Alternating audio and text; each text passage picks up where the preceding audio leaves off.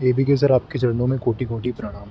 Sir, मैं एक NEET aspirant हूँ और इस साल सेकंड ईयर ड्रॉपर हूँ। सर, मैं सच बता रहा हूँ, मेरा तैयारी करने का 1% मन नहीं हो रहा। सर, प्लीज़ मार्गदर्शन करें सर। बहुत सारे स्टूडेंट्स ऐसे हैं जिनका मेरे पास में मैसेज आया, यूट्यूब चैनल पे कमेंट आ रहे हैं कि सर अब नीट की तैयारी करने का मन नहीं कर रहा है। तो मेरे मन में भी एक सवाल आ रहा है कि क्या भारत को अच्छे डॉक्टर्स मिलना बंद हो जाएंगे। देखिए, इसके पीछे बहुत सारे कारण हैं, एकदम से नहीं हो गया है। पहला, नीट पेपर लीक होना, जिसमें बहुत सारी गिरफ्तारियां हुई, बाद में सुप्रीम कोर्ट में सुनवाई हुई, लेकिन ढाक के 3 पात जैसे हालात रहे। उसके बाद में कट ऑफ 620, 630, 640 तक मेडिकल कॉलेज नहीं मिल पा रहा है। आरजीकर मेडिकल कॉलेज जैसे इंसिडेंट ने कई लोगों को अंदर तक दहला दिया है। उसके बाद में कोटा से कई खबरें ऐसी आई जिनसे नीट स्टूडेंट्स डीमोटिवेट हो गए और अब वो ये कह रहे हैं कि हम कुछ और कर लेंगे लेकिन नीट की तैयारी नहीं करनी है। अब मैं ये देख पा रहा हूं कि 50% से ज़्यादा बच्चे ऐसे हैं जिन्होंने नीट की तैयारी करना बंद कर दिया है। ऑफलाइन इंस्टीट्यूट्स हो चाहे ऑनलाइन तैयारी करने वाले प्लेटफॉर्म हो, सभी पर 50% इवन ज़्यादा नंबर ऑफ स्टूडेंट कम हुआ है। अगर एनरोलमेंट हुए भी हैं तो उनमें से बहुत सारे बच्चे तैयारी नहीं कर रहे हैं। ये इस सारी घटना का एक नेगेटिव एस्पेक्ट है कि क्या भारत को अच्छे डॉक्टर नहीं मिलेंगे।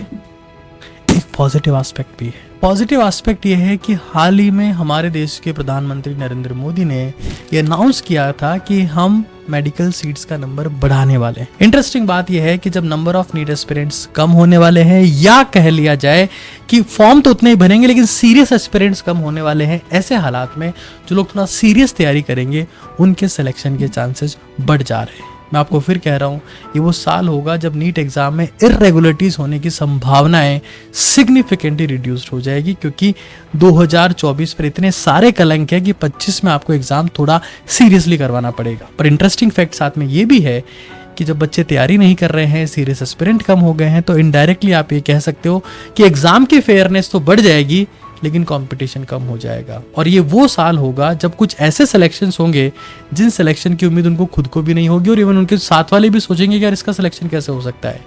तो मैं यही कहना आपसे चाहता हूं कि भाई, अगर आप का सपना था कि मुझे डॉक्टर बनना है, स्टेथोस्कोप पहनना है, अपनी जिंदगी में सबसे अनमोल गहना धारण करना है, तो इससे बढ़िया साल आपके लिए कोई सा नहीं। और मैं ये मोटिवेट करने के लिए नहीं कह रहा हूं, मैं आपको रियल डेटा बता रहा हूं कि बहुत सारे एस्पिरेंट ऐसे जिन्होंने तैयारी करना बंद कर दिया है। तो सर, अभी तक हमने तैयारी नहीं करी तो हम तैयारी करें कैसे, ये अगला सवाल है। मैं इसका जवाब आपको देता हूं। तो अगर आप तैयारी करने की प्लानिंग कर रहे हैं तो फिलहाल नीट स्टूडेंट्स को 3 कैटेगरी में डिवाइड कर सकते हैं। पहले वो जिनको कुछ नहीं आता है, ये तैयारी करना चाहते हैं, सेलेक्ट होना चाहते हैं, तो भाई मैं आपको फिर कह रहा हूँ, नीट की नींव नीट काका ऐप पर बिल्कुल फ्री है, जहां 45 घंटे से ज़्यादा का कंटेंट है जो इंश्योर करता है कि आप फिजिक्स, केमिस्ट्री, बायोलॉजी के बेसिक्स को एक्सट्रीम लेवल पर जाके समझ पाएं। तो अगर आपको कुछ नहीं आता है, आपका स्कोर 150, 200, 250, 300 के आसपास रहा है, नीट की नींव आप देखिए।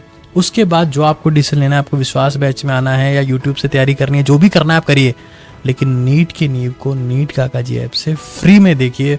वो जस्ट एन अमेजिंग है।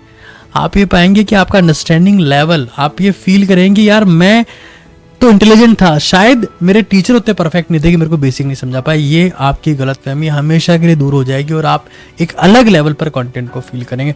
दूसरे वो लोग हैं जिनको लगता है कि हमें कुछ चैप्टर नहीं आते, हम एफिशिएंट हैं, हमारा स्कोर 400, 450 रहा है, 500 के आसपास रहा है, कुछ चैप्टर्स हमें नहीं आते, तो भाई आप नीट काका जी ऐप पर नीट सीटीसी को ज्वाइन करें, जो chapter to chapter test series है।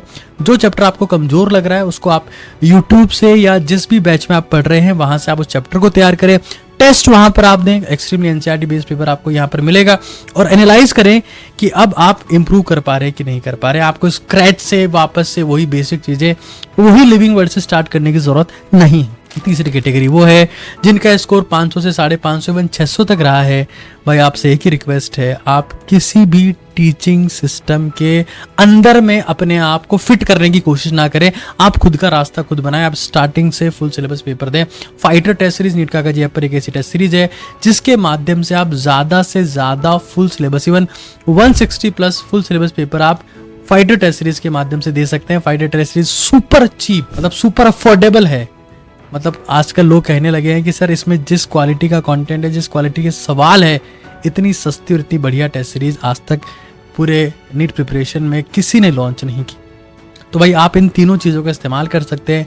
उसके अलावा अगर आपको स्टडी मटेरियल में या बढ़िया क्वालिटी के क्वेश्चन में ऑफलाइन प्रैक्टिस करने में दिक्कत है तो आप NCERT word to word books का इस्तेमाल कर सकते हैं। समरी बनाने में दिक्कत है क्योंकि समरी बनाए बिना, बार बार रिवाइज किए बिना आपके दिमाग में कंटेंट नहीं घुसेगा, आप परफेक्ट तैयारी नहीं कर पाएंगे। उसके लिए आप एनसीईआरटी निचोड़ और एनसीईआरटी फील बुक्स का इस्तेमाल कर सकते हैं। और अपने आप को ट्रैक करने के लिए, डेली बेसिस पर प्रॉपर फॉर्मेट में मेंटेन करने के लिए, मैनेज करने के लिए, मोटिवेट रखने के लिए जीत की रणनीति और DWR डायरी, जिसमें हर दिन आप ये लिखते हैं what I did, what I will, what I achieved, what is my regret. इन सब चीज़ों का आप इस्तेमाल करेंगे तो आप पाएंगे कि आप एक सही ट्रैक पर जा रहे हैं। और जो गोल्डन ईयर है, जब हर कोई हताश है, जब किसी को दौड़ना नहीं है, मैं आपको सच कह रहा हूँ, जब लोग ये मना कर दें कि हमको उठना ही नहीं है, हमको चलना ही नहीं है, सब सिर्फ उठकर पैदल चलने से भी आप रेस जीत जाते हैं। और ये वही साल है जब आप उठकर सिर्फ पैदल चलेंगे, आप रेस जीत जाएंगे, मेरा आपसे प्रॉमिस है। बस आपको उठना है और लगना है। अभी समय है, दिसंबर के बाद तैयारी करना स्टार्ट करोगे, फिर वो मोमेंटम फील नहीं आएगा, फिर वो कॉन्फिडेंस नहीं आएगा, फिर वो सिलेक्शन नहीं होगा। मैं आपको फिर कह रहा हूँ, जब हर कोई डिप्रेस हो तो आपका थोड़ा सा मोटिवेटेड होना बहुत बड़ा डिफरेंस पैदा कर देता है। Thank you.